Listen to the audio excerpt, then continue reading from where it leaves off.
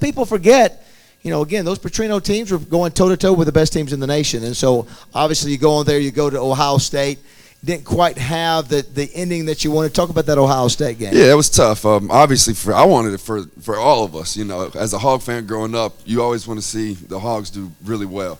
And it was tough, but to give them a little bit credit, as much as I hate to, because Ohio State, they ran a blitz we haven't seen all year, and they dropped right under my hot route, and I threw it right to them. I didn't see him, and it is what it is, But you had other chances to win that game too. You had the obviously the block plenty. kick. Yeah, we had plenty of chances to win that game. Of course, too. One other only reason I bring this up because of the good with the bad. I would imagine maybe one of your most disappointing games, although it was maybe the greatest atmosphere maybe in Fayetteville ever, was the Alabama game, and they came in number 1 in the nation. You guys had a 13-point lead in the second half, and if you remember. You had 2 plays in the first series. One was a completion to Jarius Wright for 31, and then you come back with a wheel route to Ronnie Wingo for 43, and that was what was shown in the highlights. And do you guys remember how loud it was? Because, again, if we were ever going to beat Saban, this was going to be the year to do it. So what do you remember about that game and how that transpired? That is the only game I remember playing there where after that first touchdown, the hair on the back of my neck was standing up. It was that loud. It gave me chills. It was fun. Just like the Ohio State game, we had plenty of chances to win that game. Didn't pull it off. We were disappointed. We had a chance to win the national championship that year and probably should have. So, it just sticks with you a little bit. Let's talk about Coach Petrino. He's going to come here and speak here in 3 or 4 weeks. And just talk about your relationship with him and the kind of coach he was and sort of what he did with the program. Not talking about, obviously, the mistake that happened personally for him, but just talk about what sort of he brought to the table and where you guys were as a program at that time. He's probably the best offensive mind I've been around in the game. He's really good. We had a great relationship at times, and sometimes we butt heads in practice. It's almost like he was like an uncle or a dad kind of thing, and I have nothing bad to say about him. He never did anything wrong by me, but he got us back where we were trying to go, and I appreciate him for that. Yeah, you guys obviously at the time very productive offensively. You guys were. I think you set every. I think Jim said 16 school records. You were just obliterating the school record book, and so defense maybe struggled at times, but he knew how to put up some points on the board. Yeah, he also put really good players around me, like those receivers you saw, and DJ Williams, Nile Davis, Ronnie Wingo, all those guys. I don't know if we've ever had as talented group of players on offense at the University of Arkansas. I'm going to circle back around to talk about Chad Morris and the quarterback situation this year, but real quick, you're drafted by the New England Patriots. Yeah. So you get to go. Matt, put up this picture here real quick. There you are. You go Texarkana High School, and the next thing you know, you are playing next to what most consider the greatest quarterback to ever play the game. Talk about that experience being around Tom Brady. That guy right there is a real deal. I'll tell you that. It was a great experience being around him for 4 years. Obviously, I want to play. I didn't choose to play football to be a backup or any of that. But you can't complain when you're sitting behind Tom Brady. That'd be dumb. But what you see on the field is what he gives you every day at work and practice. Like, he wants to win no matter what, and it's fun to watch.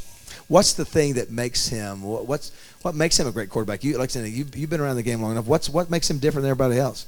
He's got a lot of dog in him. And it don't like. I remember being in the locker room one day during training camp, and we had a little wiffle ball in there, and he would not let me strike him out. Like, we wouldn't leave until he hit one.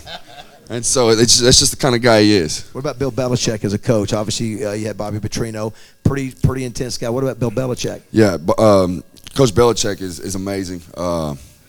Obviously, he knows defense. That's his specialty. And kind of like Coach Petrino, he always puts the best players that he can get on the field. And, that's how you do it. You end up finally getting a chance to go to Houston, the Texans, and talk about that stop there. Yeah, that was a brief stop. It was all right. Yeah. The organization is great. The organization was great. I did want to ask you, because you brought that up, because I showed Tom Brady. You had the chance to play with another guy. Matt, if you'll hit the next slide, a guy that's another Hall of Famer. What was J.J. Watts like to play for? He's a really good player.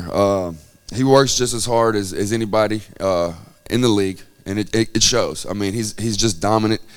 He's football smart, which there's not a lot of guys that are like that, like him. So he knows what to do and when to be where he needs to be.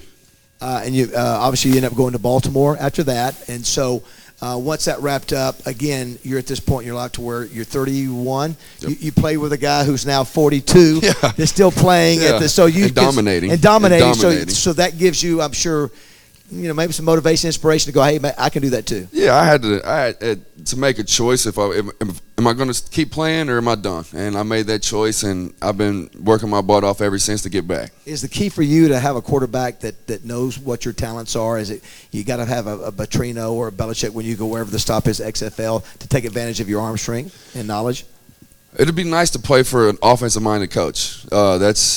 Hopefully we'll see. I don't know where it's going to lead me, but we'll see. I'd love to play for an offensive-minded coach that'll let me air it out a little bit and bring some of that Razorback magic back. Speaking of offensive-minded coach, Matt, next slide. Last year you had a chance to go up and spend some time with Chad Morris. So what did you learn being around what kind of guy he was, what kind of coach he was, having played under Bobby Petrino? I'm excited about where our program is going under him. I really like his values that he instills in his players, and we just, it's a building process. But I think he's going to be fine. But I don't think you can find a better man in college football. What do you think about his offensive, his mind, as far as you compared to the kind of offense that Bobby Petrino ran? Just the difference of what you saw last year. Yeah, it's totally different. The verbiage is definitely different. I couldn't play in that offense, I don't think. It's just a little different, but I'm excited about it, and some of these guys that we got coming in, these receivers that we got coming in, it's exciting to see what they're doing and what they're going to be able to do this year.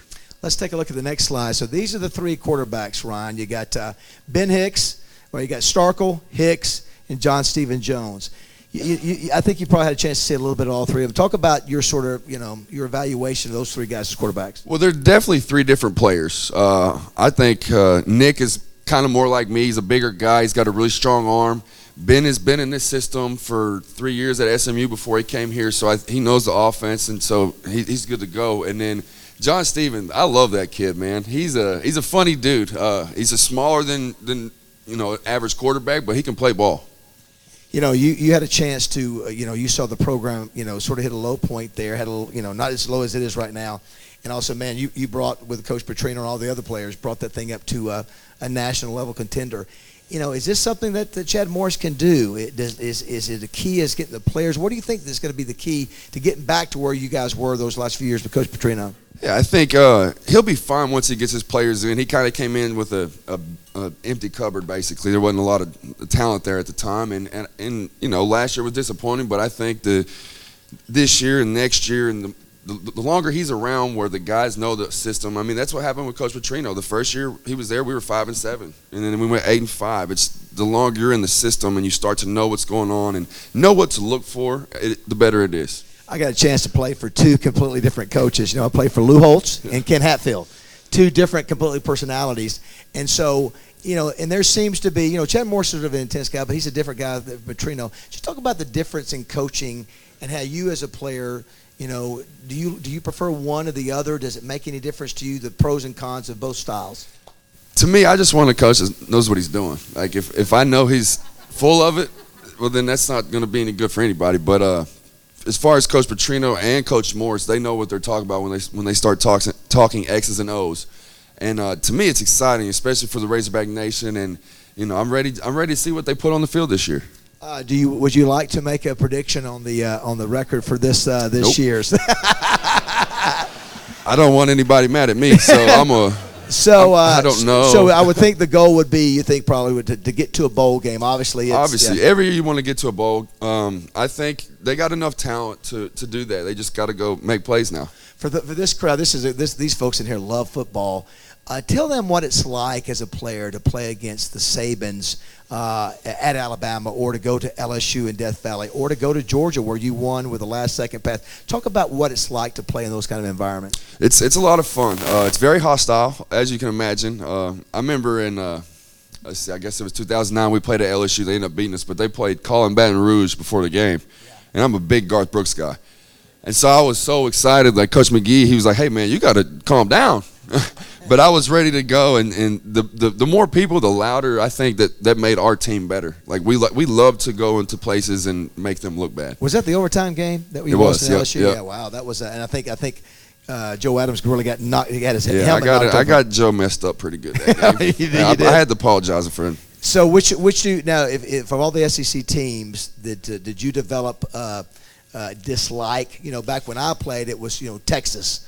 So when you played, was it Alabama? Was it LSU? Was it Ole Miss? Did you have a particular one that you? Anybody that wasn't wearing a Razorback uniform. So it was that easy. You didn't have anything. I just not a big LSU guy. I liked that last year in Little Rock. That was fun. Yeah, that is a little disappointing that switched. Yeah, and of course you look at Missouri's come into this league, and actually, we've sort of blew Missouri. Hey, no big deal, Missouri, and they've obviously been very tough to beat, and they've really been good in quarterback development. Yeah, I think a lot of that goes. Coach McGee's there actually now at Missouri, and he's really good. And so, and the guy they had last year was pretty good too. It's funny. I almost put a slide of Garrett McGee up, and I didn't because I didn't know if we'd have enough time. But for those of you remember Garrett McGee, he was not there your first year, I think, right? And I think was he there your redshirt year? Yeah, he was there. He was. Yeah, okay, he was there. So talk about good guy, bad cop, good cop, maybe with Garrett McGee. Definitely, Coach McGee was the guy that knew how to talk to Bobby and myself, because sometimes that was hard. Like me and Bobby, like I love him, but we butted heads sometimes. It's part of doing business. And so Coach McGee was always the good cop where he'd tell you what you needed to hear at that time, and so I appreciate him. What do before we wrap things up here real quick? So you have a lot of fans here. Of course, we have a lot of non-Razorback fans here too, but you got a lot of Razorback fans. Talk about what's special to be a Razorback and how cool it is to come back and hear people that want to get your picture and get your autograph being a former Razorback. First of all, thank you guys for having me. This is a blast, and I'm so proud to be here. Like Coach Nutt used to say, there's only one hog. There's only one Razorback in the nation, and it's special when you put that helmet on. It's real special. What we'll do, we'll go ahead and wrap up now. But I told him, I said, are you okay with signing, one or two autographs? Because we had one Hall of Famer last year that didn't want to sign anything. Earl Campbell came in and said, I'll sign anything you want to. So Ryan Mallett said he would sign something today. So if you've got a helmet or whatever, we'll do our pictures afterwards and do that. But you're not impressed with Ryan Mallett today? Let's give it up for Ryan Mallett, everybody, former Razorback. Thank you. We'll see you next week. Mark Richt, everybody.